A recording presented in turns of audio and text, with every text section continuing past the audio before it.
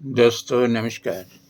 विषय विप्लव कैसे कब हो जाता है। दोस्तों, हमारे जितने माइथोलॉजिकल जो कहानी है, इतिहास है, वो हमें कहते हैं जब कोई अज्ञ, लोभी, अयोग्य, क्रूर स्वभाव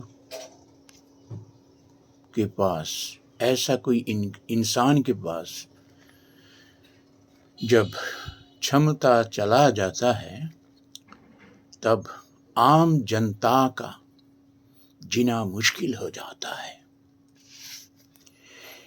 ऐसा स्वभाव का आदमी जीने नहीं देते हैं।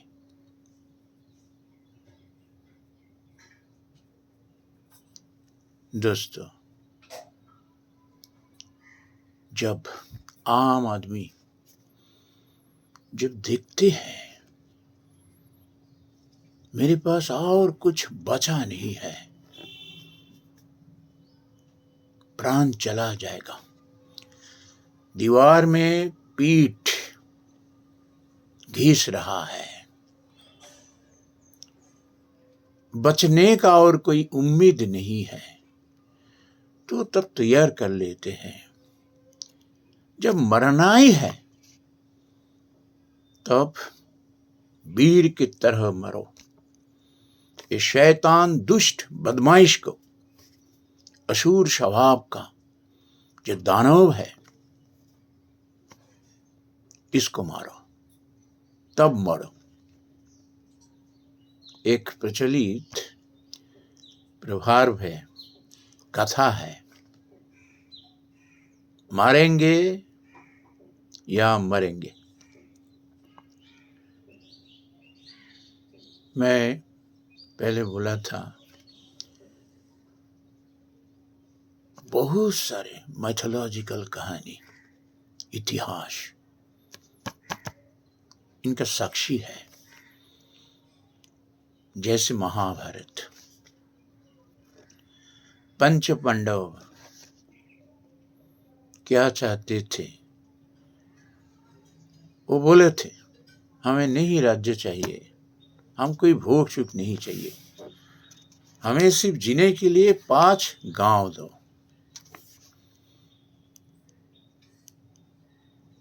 क्या बोला उत्तर में? बिना युद्ध हम एक कणा मिट्टी भी नहीं दूंगा। स्वयं भगवान श्री कृष्ण ने ये प्रस्ताव लेके गए थे। युधिष्ठिर, भीम, अर्जुन, नकुल,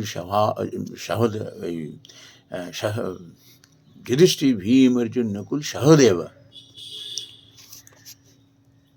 कितना धार्मिक स्वभाव का ये। अर्जुन युद्ध क्षेत्र में ये बोले थे, हम अस्त्रों से अपना ज्ञाति गोष्ठी का प्राण लेना नहीं चाहते हैं, खून बहाना नहीं चाहते हैं, इससे अच्छा हम भिक्षा करेंगे, तो वो हम युद्ध नहीं करेंगे। ये कहानी हम जानते हैं, धार्मिक है ना।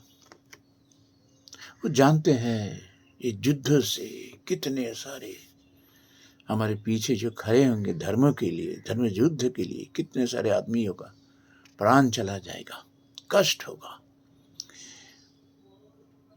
लेकिन भगवान का इच्छा, दुष्ट दमन, शिष्ट पालन, ये नियम से किसी को रिहा नहीं मिलेगा। दुष्टों को सजा दो। हम जानते हैं जब पाशा खेला हुआ था, कितना अन्याय रूप से द्रौपदी का लाज हरण किया था। दुर्योधन, दुशासन।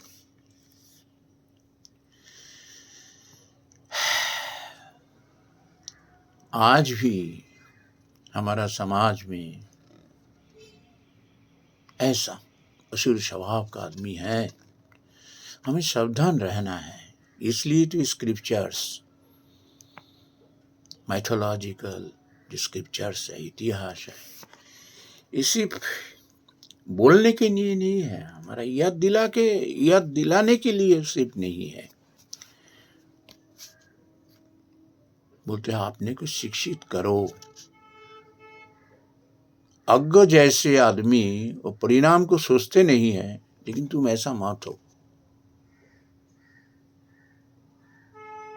अधर्म करके, अन्याय करके, अभिचार करके कोई बाँच नहीं सकते हैं।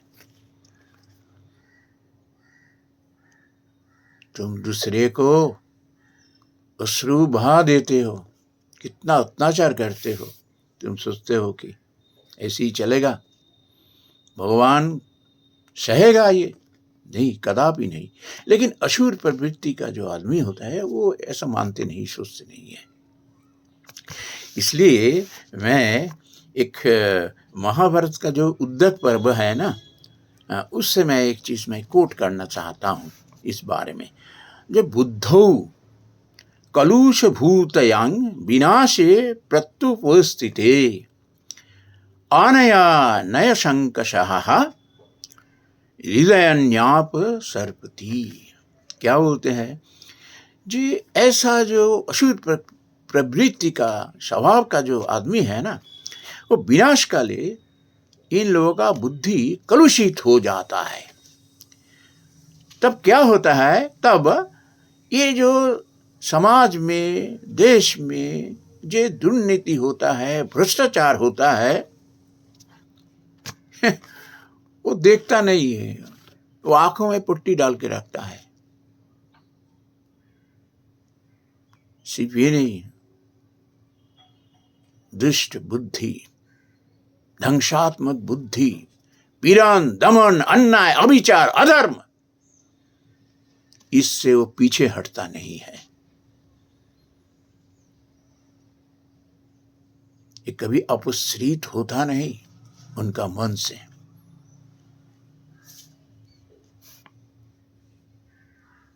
इसलिए इनको शिक्षा देने के लिए यदा यदा हि धर्मस्य ग्लानिर्भवति भारत अभ्युत्थानामधर्मस्य तदात्मानं सृजामि अहं परित्राणाय साधूनां विनाशाय च दुष्कृतं धर्म संस्थापनार्थाय संभवामि युगे युगे। जब हमें परित्राण के लिए, ये असुर को नाश करने के लिए, दमन करने के लिए हमसे कोई वीर उत्पन्न हो जाते हैं, असुरों को ध्वंस करने के लिए। हम श्री से चंडी में देखे हैं असुर का स्वभाव कैसा होता है। गिर गिरा के, छल वल कौशल करके भगवान से क्षमता मांगा। भगवान तो करुणा है उनका दिल में, ये तो हमारा बच्चा है, असुर भी हमारा बच्चा है, शूर भी हमारा बच्चा है, क्या करें? इतना गिर गिराते हैं, रोते हैं, चलो तथास्तु। उसके बाद क्या हुआ? क्षमता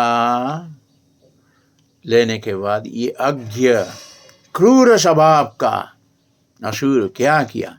लोभी, भगवान को ही, स्वर्ग से जिससे क्षमता लिया है उसको ही, उनको ही स्वर्ग से भागाने का कोशिश कर रहे थे। भगा दिए थे। उसके बाद तो हम जानते हैं कितना घोर युद्ध है और इन असुरों का परिणाम क्या भयानक हुआ था। ये लोग का नाश जैसे हुआ था वो तो हम जानते हैं। इसलिए शिक्षा, इतिहास, माइथोलॉजिकल जो कहानी है, ये हमारे अच्छा तरीके से जानना चाहिए। कैसे, किस लिए?